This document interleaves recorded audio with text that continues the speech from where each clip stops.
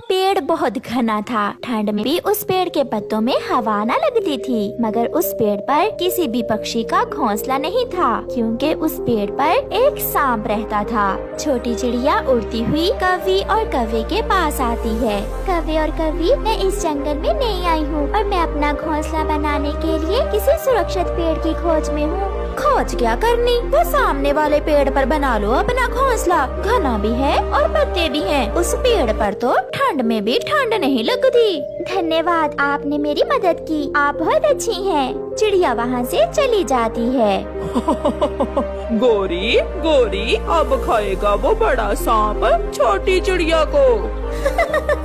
उस चिड़िया को क्या मालूम कि मैं जरा भी अच्छी नहीं हूँ। फिर कौवा और कौवी दोनों हंसने लग जाते हैं। चिड़िया घास इकट्ठा करती है, छोटे छोटे तिनके लाती है और अपना घोंसला बनाने का काम शुरू करती है। पेड़ की खोखर में बैठा हुआ सांप भी चिड़िया को देख लेता है। ये तो अकेली है, ना अंडे ना बच्चे। अगर अंडे होते तो क्या ही बात थी। शाम तक चिड़िया भी अपना घोंसला बना लेती है।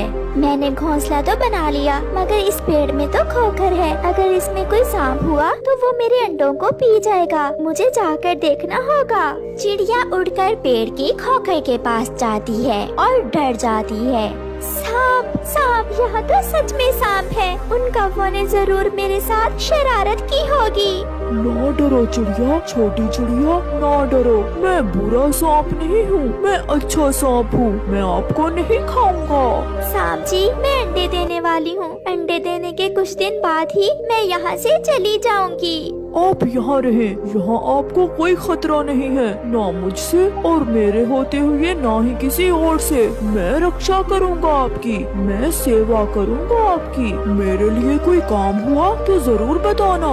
आज पहली बार देखा है कि सांप अच्छे भी होते हैं। जैसे इंसान बुरे और अच्छे होते हैं, जैसे चिड़िया बुरी और अच्छी होती हैं, कौवे बुरे और अच्छे होते हैं, ऐसे ही सांप भी बुरे और अच्छे होते हैं। आज से मैं तुम्हारा दोस्त हूँ। फिर चिड़िया वहाँ से उड़कर अपने घोंसले में बैठ जाती है। तुझे मैं नहीं खाऊंगा छोटी चिड़िया, मैं तो तुम्हारे ताजे ताजे अंडे पीऊंगा। हो हो हो हो हो हो हो। दिन गुजरते के कभी चिड़िया अपने दोस्त सांप के लिए कोई फल लेकर आती, तो कभी सांप भी अपनी झूठ मूठ की दोस्त के लिए दाना ले आता। कौवा और कौवी ये सब देखकर बहुत हैरान थे कि इतने दिन गुजर गए, मगर अभी तक सांप ने चिड़िया को खाया क्यों नहीं है।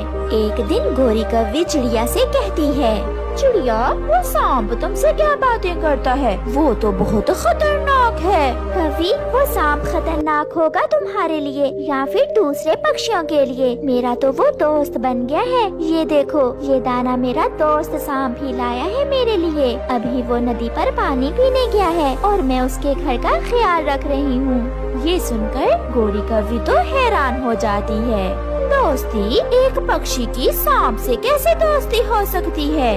क्यों नहीं हो सकती? वो सांप तो बहुत अच्छा है, वो मेरा बहुत ख्याल रखता है। तुमने बहुत अच्छा किया जो मुझे इस पेड़ पर घोंसला बनाने का मशवरा दिया। धन्यवाद गोरी बहन। ये सब सुनकर गोरी कौवी वहाँ से चली जाती है। गोरी, क्या कहा चिड़िया ने? कालू जी, मैं तो हैरान हूँ और परेशान भी। उस चिड़िया की तो सांप से दोस्ती हो गई है। ऐसा कैसे हो सकता है भला? इससे तो अच्छा था कि हम ही उस सांप से दोस्ती कर लेते। सब डरते हमसे फिर। वो तो एक अच्छा सांप है, हम तो ऐसे ही डरते रहे उस सांप से। तो क्या है, हम भगा देंगे उस चिड़िया को वहाँ से और हम करेंगे दोस्ती उस सांप से। 3 दिन गुजर जाते हैं और चिड़िया 2 सुंदर सुंदर से अंडे देती है जो सफेद थे। सांप तो अंडे देखकर चिड़िया से भी ज्यादा खुश था। मेरा इंतजार खत्म हुआ। कई सालों के बाद ताजे ताजे अंडे पीऊंगा। मैं पहले पानी पी लूंगा और फिर बाद में अंडे पीऊंगा, ताकि अंडों का स्वाद मेरे मुंह में कई दिन तक रहे। जालिम सांप ऐसे खुद से बातें करता है। मैं अपने अंडों को अकेला छोड़कर कैसे भोजन लेने जाऊं? तुम अकेली नहीं हो दोस्त, मैं बैठ जाता हूँ तुम्हारे अंडों के पास और तुम अपना भोजन ले आओ। हाँ सांप दोस्त, आप तो मेरे दोस्त हो। ऐसे सांप अंडों के पास आकर बैठ जाता है और छोटी चिड़िया अपने भोजन के लिए निकल जाती है। थोड़ी दूर जाकर चिड़िया के दिल में ख्याल आता है, वो सांप है और मैं चिड़िया, कहीं उसे भूख लगी तो वो मेरे अंडे ही न पी ले। चिड़िया का दिल डर रहा था। डरती हुई चिड़िया रास्ते से ही वापस आ जाती है। अब तक तो चिड़िया दूर निकल गई होगी। मेरी बरसों की इच्छा पूरी होने वाली है। मैं पहले नदी से पानी पी आऊं और फिर चिड़िया के आने से पहले पहले चिड़िया के तीनों अंडे ही पी लूंगा। सांप नदी से पानी पीने चला जाता है। थोड़ी ही देर बाद चिड़िया भी वापस आ जाती है।